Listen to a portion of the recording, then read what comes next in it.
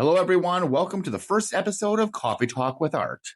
We will discuss using vintage items in fall decor, swung vases, how to identify them, what makes them special, and why are they so collectible. I think everyone has sentimental items that they need to work into their home decor. Color trends are always changing. This color became popular in the 1960s and 70s and has made a major comeback. I'm going to answer some of the top questions I get on my videos. Grab some coffee, tea, milk and cookies, wine, relax, and get ready because this is going to be a new Thrift for Decor Plus adventure. Thank you again for tuning in for this episode of Coffee Talk with Art. We have a lot to talk about today. The first thing I want to talk about is these beautiful swung vases. We have a wide variety here. I have some Viking glass. We have a large L.E. Smith. We have some Fenton, and then we have some antique swung vases as well.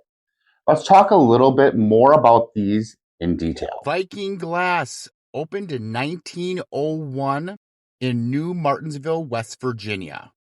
It was originally called New Martinsville Glass Company. 1938, it was sold to Silver City Glass Company and renamed Viking Glass in 1944. Original company closed in 1984, but was revived as DeZell Viking, but it closed in 1998. Mid-century Viking glass has very sleek lines, and these are swung vases, so have the organic tops. These two are the same shape, just different colors. This one is completely smooth, and they also made them footed. These are a great example of mid-century modern. Swung vase refers to the organic top on these. They were being made while the glass was still hot. They were actually swung in a pendulum motion like this, creating the organic top. Here we have Fenton hobnail. Fenton was founded in 1905, originally in Ohio. In 1906, they moved to Williamstown, West Virginia. Interesting information, they introduced carnival glass in 1907. In the 1950s, milk glass became very popular. They closed in 2007. Most Fenton hobnail is going to have pointed hobnails. Of course, that's a beautiful blue one back there. Now, I know what these are pre-1970 because they are not marked on the bottom. See, there is no mark. They would originally have had a paper label. After 1970, they started stamping. Definitely something to keep your eye open when you're thrifting. L.E. Smith Beauty. L.E. Smith was founded in 1907 in Vignettes, Pennsylvania. Did you know that they originally made Model T headlights? Moon and Stars was an extremely popular pattern. Also made oil and electric lamps. They did close in 2004. This coloration is referred to as amberina. It glows under black light, and this is a smoothie vase because it's completely smooth. These are very sought after by collectors. Now this one is older. It's made by Imperial Glass, which was founded in 1901 in Bel Air, Ohio. Another popular line was called Candlewick. I've shown them before in the content. The company did close in 1984 as it was purchased by Lennox. Did you know that there's an Imperial Glass Museum in Bel Air, Ohio? I'm definitely going to check that out. These have a little more subtle swung base, but I love the ribs on this, and they always have the fancy bottom. Here is another example. They are truly elegant. Of course, clear glass goes with everything. They're definitely collection worthy if you find one. Swung vases go really well with a lot of different types of glass. They add drama and height to any vignette. The mid-century glass is very popular because they lend themselves to mid-century modern decor, which is very popular with all age groups. The possibilities are endless. So let's talk about the vignette I have on the table. I do have an LED candle. Got this on Amazon. I like to put that in the inside of the picture to kind of give it some ambiance. These are made by Indiana Glass. The picture, the teardrop compotes, they stack up. You can fill them with your favorite pumpkins or gourds. I used fake. I have an Anchor Hocking candy dish down here with the pumpkins in it that everybody loves. Anchor Hocking base here with my little jack-o'-lantern inside. And down here, I have a beautiful Fenton Carnival glass cup. I love the design.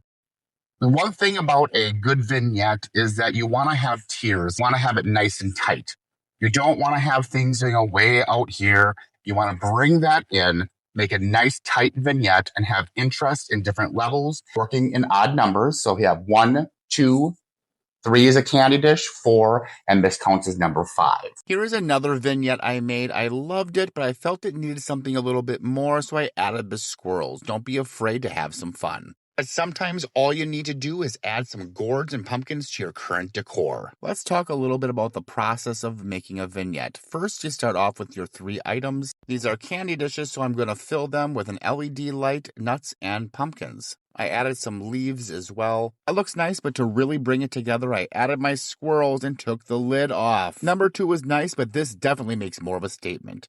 In this vignette, I used Hazel Atlas. That is a candy jar. The candy dish with the lid on it, I love the color. It's made by Anchor Hocking. And we do have an Indiana glass candy jar with an LED candle in it. And the squirrels, they are made by Artmark Japan. I got the placemat and fillers from Walmart. All the glass pieces and squirrels were thrifted. Definitely budget friendly. I also recently thrifted this rose. It's made by Capo di Monte.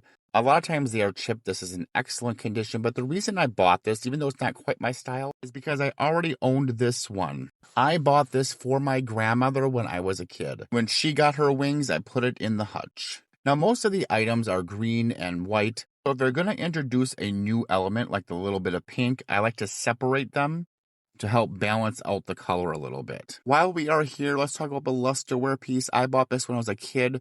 A lady that lived next door passed away, and it was at her estate sale. We're very fond of her. I got the little elephant, and this is my house hippo.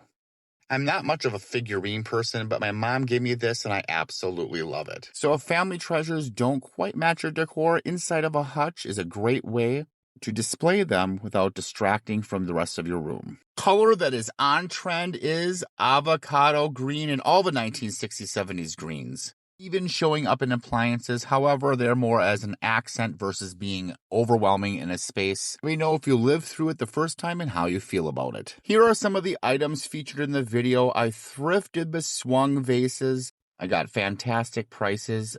So hopefully that's inspiration that there are still deals out there. Love the Viking persimmon color and the L.E. Smith amberina. And yes, they do have some glow under blacklight. I've also had a lot of luck at rummage sales and estate sales. I got every single one of these swung vases for only $2 each. 2 Fenton vases and a very rare Viking purple glass vase, which I gifted to a friend. Let's answer some questions. What do you do with it all is the question. I buy a lot of stuff, but remember, I'm a professional shopper and decorator, so the items get dispersed all over the place. I do offer some items in a live sale in the subscription group on Facebook. Those are extra items. Also, I kind of started to get to know some of the subscribers, so I pick up things I think they'll like. But basically, I do not keep most of the items. They get dispersed to other people. Question is, how do you remember everything? That's a good one. I have a very good memory to start with, but also repetition. I like to talk to people. A lot of collectors I shop for love to talk about their collections, and I like to listen. So just paying attention helps me to identify things and to remember. So the question is, how did I get started? Well, I was that crazy kid going to rummage sales, coming home with lamps, china, you name it. My mom let me keep most of it, but really, my grandma was into vintage and antique items. I always liked going to her house, seeing all the beautiful treasures, and I just had a passion for it. Here are a few items I got from rummage sales when I was a kid. A little car. Now, this is very unique. It is a shaver by Gillette. It is complete. I actually haven't looked at this in a while. Oop, it fell apart there. It does have all the parts. It even has the little boxes for dull and sharp. But what I really love is the original pamphlet. Look at that. And it's from April 21st, 1905. They had it marked for $1, but if I remember, they gave it to me for free. I also got these antique sunglasses. Look how cool they are. They are very delicate. I'm surprised they lasted. This was actually my mom's 25-cent rummage sale score in the 90s, and I really disliked it at first. It is a Hull pottery piece in beautiful condition, and the handle is not broken. It was not until my 20s until I gained an appreciation for Hull. One time I bought a beautiful floor lamp, a fiberglass shade. I don't know whatever happened to that, But anyways, I loved getting deals. I, of course, would get stuff for like a quarter or 10 cents. They'd always call my parents to make sure I could actually bring it home. That's all I have time for today. I hope you enjoyed Coffee Talk with Art. Until next time, have fun thrifting.